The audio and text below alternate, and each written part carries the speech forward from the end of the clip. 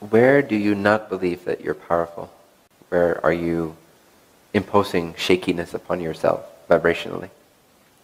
Where do you not feel fully safe and powerful in being who you are powerfully? I think I have some...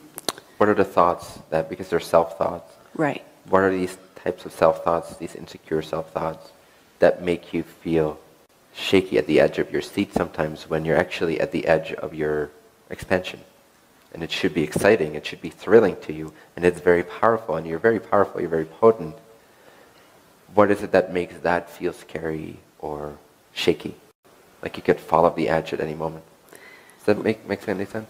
Yeah, I think you kind of addressed that when you said something about the projections, and I'm very fearful about being seen. You're very what? Fearful about being seen and taken down. It feels like an old remnant. Nice. Cool. So that can also explain, to a large extent, the ability to go from very high to very low. It's to have your legs chopped off from underneath you, right? To feel unstable, to feel like you're about to be attacked in some way, or you're about to be, right? Yeah. What thoughts cause that feeling? What belief must you have in order to feel that way about being public, about who you are? Probably separateness.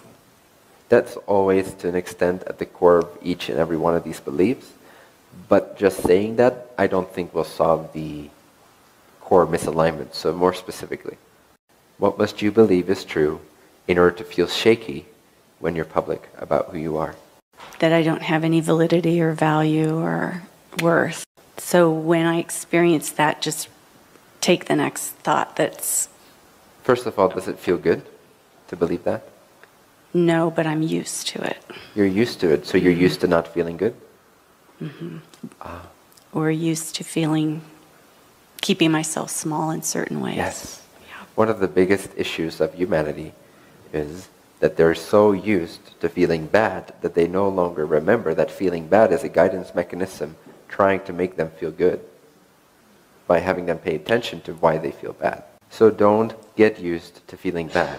I want you to get used to feeling amazingly powerful, like you're the most confident person in every room that you're in your life. Does that make sense? Yeah. I want you to feel like you're walking in as a queen and walking out as a goddess. Okay? I want you to feel powerful wherever you go. I want you to feel unshakable, like no one can chop your legs from underneath you. No one can tackle you. I want you to have that feeling, and I want you to get used to it so much so that when you're having a mediocre day, you, with love and appreciation for the fact that you're having a mediocre day, ask yourself, what must I be thinking that's out of alignment? Because I just feel sort of good, but sort of bored as well. What's wrong? Instead of feeling really bad and not really asking that question.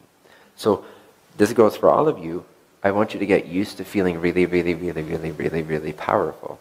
If you don't know what that feels like, create an image of it and start living as it.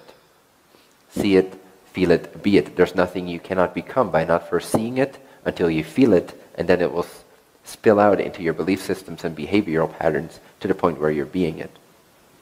What does it look like if you were a queen walking into every room, and next level goddess when you walk out? Can you picture that? Yes. Does anything about that excite you? Yes. How does it feel? How do you feel in that scenario? How do you feel as a self, as a beingness? Feels great. And I guess the question is then, when I have this like grief that comes up, for instance, or there's been a lot about justice, you know, a lot kind of coming through. And part of me is like, I don't really care, but then it's just very strongly coming through. And well, there are probably opportunities for you to stand in your strength, no? Yeah.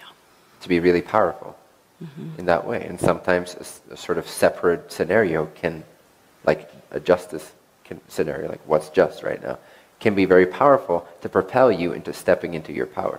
It's not the end-all be-all. Right. I'm happy you recognize that. It's not about that fight. It's not about that conflict. It's not about who's right. It's not about who deserves what. But it can be a powerful template or mirror for you to step into your own power so that you can then leave behind those types of scenarios and just generate an effortless life of powerful reflections where everything that you desire very effortlessly flows your way and never affects your integrity, humility, honesty. In fact, it only empowers you to become more true and more sincere and more loving and more serving. Do you have an image of that? Yeah. Have you experienced it before? Have you had glimpses of feeling powerful before? Yes. Nice. Can you recall those experiences? Yes. Can you recall them every day as if they are happening today? Yes. Can you pretend that that was today, every day?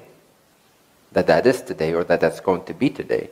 Use your memory of feeling really powerful and place it 1 hour from now into your schedule. See yourself being that way 1 hour from now in your schedule, or right now where you're at. And start to feel it. As soon as you start to feel it, it becomes part of your vibration. When it becomes part of your vibration, it starts to be who you are, and it forms your new baseline, signature frequency emission, which then attracts everything to that based on that. Okay. That will become your point of resonance, your point of attraction. Does that make sense? Yes. And that's very powerful. And then from that space, you will no longer feel like someone can tackle you. You will no longer be afraid of publicly being yourself and showing up. Because there will be so much power rushing in that everything else seems petty-minded.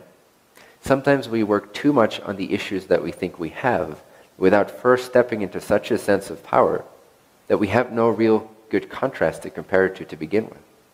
But once we have that contrast, oftentimes, 8 out of 10 times maybe even, the whole process of resolving that idea is already redundant, rendered irrelevant because of the sheer power that you're letting through now and the sheer confirmation of spirit that comes through your being. And when you're so in alignment, so feeling so powerful, then what you believed in 1 second ago can no longer be believed in because your mind's expanded. Right. Your vision has increased. You're at a different vibrational reality. Right. And when you're in a different vibrational paradigm, you cannot believe in any thoughts that are offered that don't fit in with that vibrational paradigm. So either resolve the lack beliefs and or simply reach for power as much as you can, a sense of power, a sense of joy, a sense of expansion, of being powerful. And when you do that more and more every day as a little meditation, it will start to, quote-unquote, excrete the toxins of the past beliefs. You simply bring in new energy and let your system automatically let go of the old beliefs while you work 9 out of 10 times, not on your problems, but on integrating the new desired energy. Does that make sense? Yes. Can you make that your focal point? Yes. Does that feel powerful? Yes, it does. Okay. Thank you. Good, thank you. Okay. Thanks for sharing publicly.